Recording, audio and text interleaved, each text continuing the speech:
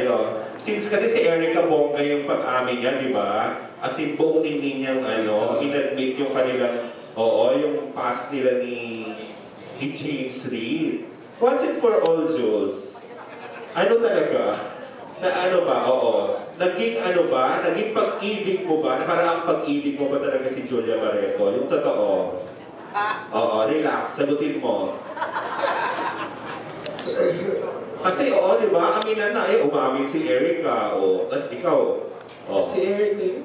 Hindi, ikaw nga. Gusto namin malaman din from you. Minahal mo ba? Nagmahalan ba kayo ni Julia? Oh my God, yes. Gusto ko yung my God, yes. Okay, sige, okay na yun. Thank you. Be honest. Okay. Thank you. Okay, Erica na. Last. Erica, honestly, how do you feel? Na parang, kumbaga, ikaw yung kasama, kapiling ni James during the time na medyo struggling pa siya, hindi pa siya sikat. Tapos ngayon na sobrang famous na siya, di ba? Parang wala na kayo, hindi kayo okay. Tapos yung bad breakup pa kayo. How do you feel? I'm very, very proud of him because I was there for him right when he was struggling, when he didn't know what to do, nung nagtatagalog lessons pa siya.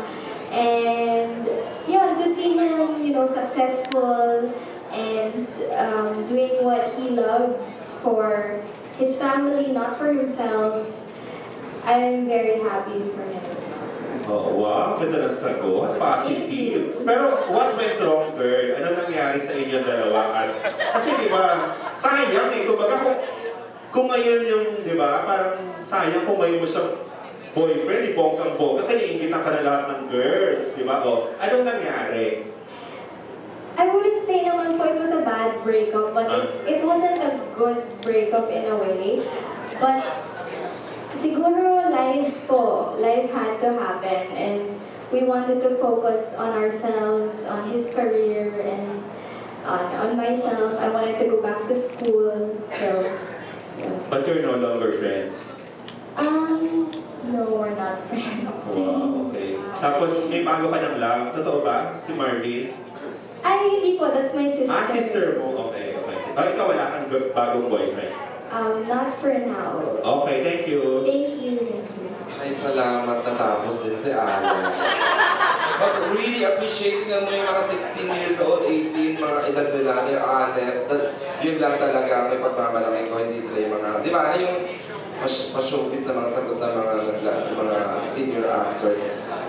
Again, thank you for coming to this grand press. Kung isang mabilis lang na mensahe mula kay, let's start with Direk Irene. Nice to know you tonight, Direk Irene Villamor. Ang message mo, pasasalamat sa ating mga members ng Press and Bloggers, please. Maraming salamat po sa inyong lahat, sa mga sasabihin ninyo tungkol sa film. Anong sasabihin nila? Sana maganda. Chika, Sana panoorin niyo po. Yes. At pagkalat niyo, sana maganda. We will. Thank you, Direk Irene. Direk Antoinette. Thank you po sa pagpunta sa PressCon. Maraming salamat po sa tours na binili niyo at 4 hours na po sila nag-intay. Chika lang, joke.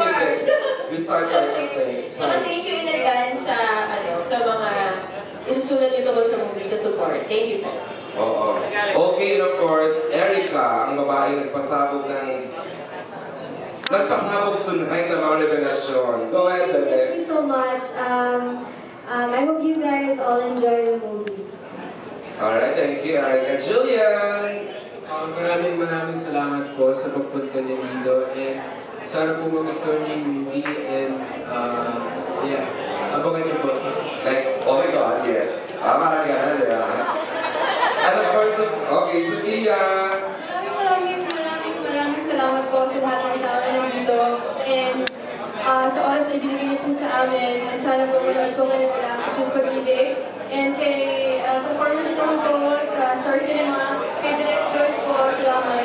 Springfield. And of course, Inigo Pascual. Ayan po, maraming salamat po sa lahat ng nagpunta. Sana po, panoorin niyo po yung Relax. So yun po, salamat po sa lahat.